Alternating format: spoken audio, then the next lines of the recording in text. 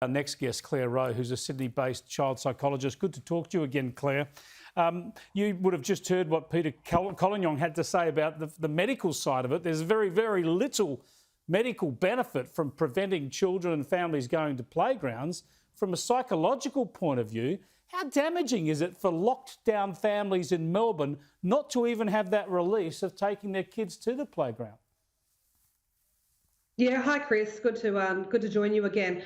I think, well, first of all, I think Professor Collignon then just took the words out of my mouth, really, didn't he? I mean, and as far as the medical side is concerned, the general public aren't being given that information to support that medical evidence and therefore policy decision to close playgrounds. And I think that is what is frustrating people, and there needs to be a little bit more transparency behind the reasoning as to how these decisions are made.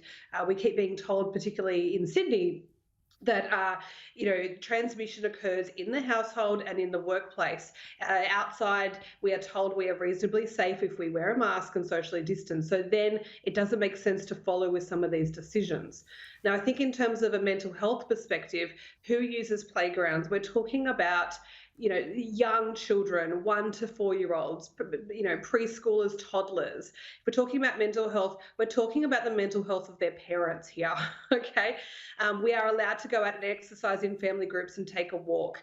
Well, I have a 3 and 4 year old, Chris, personally, and I can't tell them to come out and let's go for a nice power walk. It doesn't work like that with little kids. You need to take them to a playground to play on. And in my experience, I think, parents are very conscious of kind of keeping away from people. And I don't really myself in my local area, and I'm in one of the hotspot LGAs, I don't see playgrounds loaded with kids or, heavily used at the moment. There might be 1 or 2 with parents keeping away from each other. So I think when you're looking at mental health, you really don't get that concept until you are cooped up in a house with a 3 and 4 year old all day, every day, whilst you are trying to do your job. And I think that is a really important note to make. Parents are trying to keep their employer happy and entertain 3 and 4 year olds. It's just a recipe for disaster for their mental health. They need to get out and run these kids around, and I'm really concerned about it. Yeah, well, I've heard about people in Victoria and people try and be sensible and they try and have a routine, and some are at home with 2 or 3 young children, and that one excursion a day to the playground, as we keep saying, with absolutely minimal medical risk unless you actually start hugging people, not only is great for the children, but of course for the parents. They might chat to other parents. They can be socially distanced. Tell us what your concerns are about how people and children in particular are coping with the lockdown pressures. Oh, look, I'm very concerned, Chris. I mean, we haven't spoken much about that age group, and I think that this is a really important issue to take up. But what we have been talking about a lot is teenagers, and of course, that's what I'm seeing a lot of in my clinical practice in Sydney. And I'm not talking about teenagers feeling down. I'm talking about far more severe presentations than that.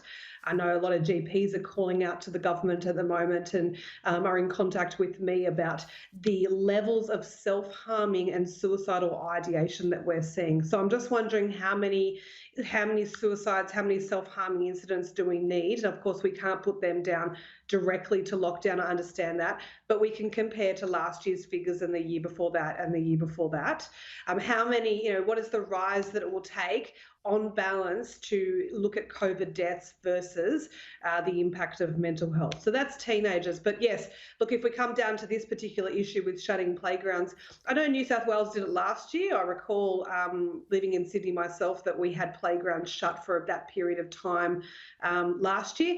This year we have much bigger cases. We're not shutting it down. So again, I kind of come back to also to that inconsistency, arbitrary kind of rules. People are thinking, well, I want to know the reasoning why.